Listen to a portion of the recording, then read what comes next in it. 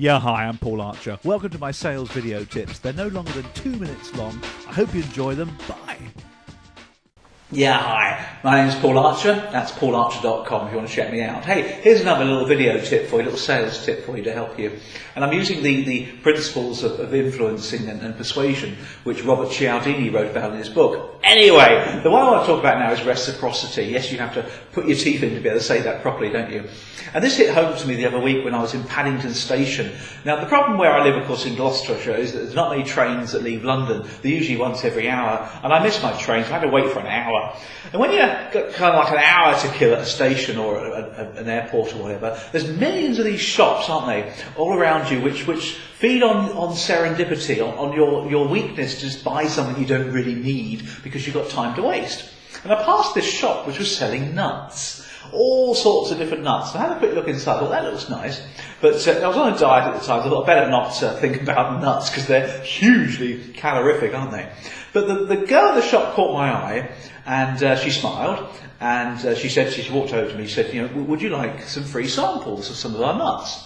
And I thought, yeah, I'll have some free samples. And she gave me a little pot of these honey-covered pecan nuts. And I tried a couple of these.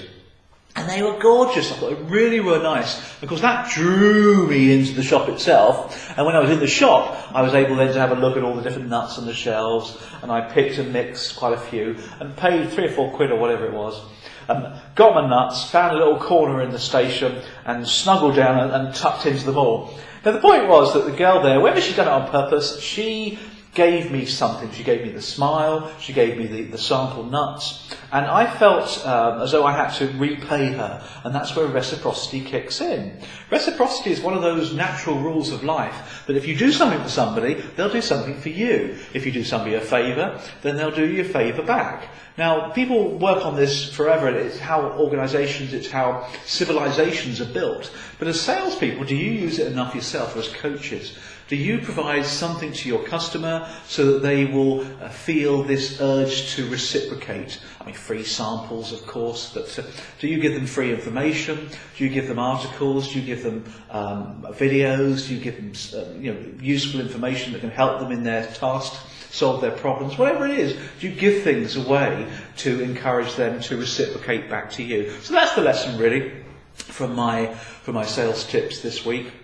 I did enjoy those nuts, by the way, and if you do see some honey-covered pecan nuts for sale, do buy them, they're jolly delicious. Anyway, that's my Paul Archer, paularcher.com. I'll speak to you next week. Bye.